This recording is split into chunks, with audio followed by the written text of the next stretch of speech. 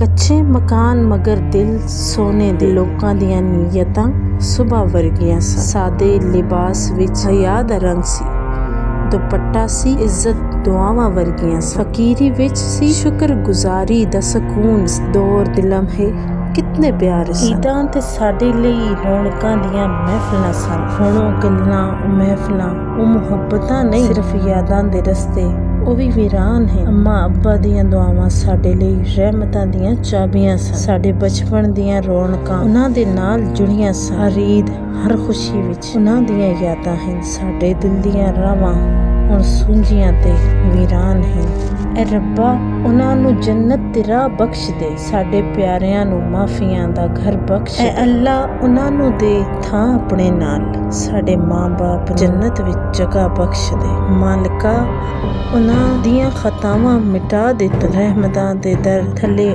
ਜਗ੍ਹਾ ਦੇ ਤੂੰ। ਐ ਅੱਲਾ, ਰੂਹਾਂ ਨੂੰ ਅਤਾ ਕਰ ਅੱਜ। ਸਾਡੇ ਪਿਆਰਿਆਂ ਨੂੰ ਬਖਸ਼ਿਸ਼ ਅਤਾ ਕਰ ਦੇ ਅੱਜ।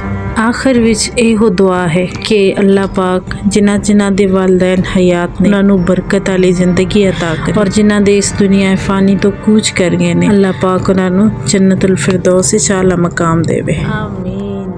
ਅੱਜ ਦੀਆਂ ਸੁੰਝੀਆਂ ਯਾਦਾਂ ਨੂੰ ਇੱਥੇ ਹੀ ਸਮੇਟ ਰਹੇ ਤੇ ਤੁਹਾਨੂੰ ਅੱਜ ਦੀ ਸਾਡੀ ਇਹ ਵੀਡੀਓ ਪਸੰਦ ਆਈ ਹੋਵੇ, ਸਾਡੇ ਚੈਨਲ ਨੂੰ ਸਬਸਕ੍ਰਾਈਬ ਕਰਨਾ ਨਾ ਭੁੱਲੋ। ਜੇ ਇੰਜ ਦੀਆਂ ਵੀਡੀਓਜ਼ ਵੇਖਣਾ ਚਾਹੁੰਦੇ ਹੋ ਤੇ ਸਾਨੂੰ ਕਮੈਂਟ ਜ਼ਰੂਰ ਕਰਿਓ। ਜ਼ਿੰਦਗੀ ਰਹੀ ਤੇ ਫਿਰ ਮੁਲਾਕਾਤ ਹੋਵੇਗੀ ਅਗਲੀ ਵੀਡੀਓ ਵਿੱਚ। ਆਪਣਾ ਤੇ ਆਪਣੇ ਪਿਆਰਿਆਂ ਦਾ ਰੱਖਿਓ ਖਿਆਲ। ਅੱਲਾ ਹਾਫਿਜ਼।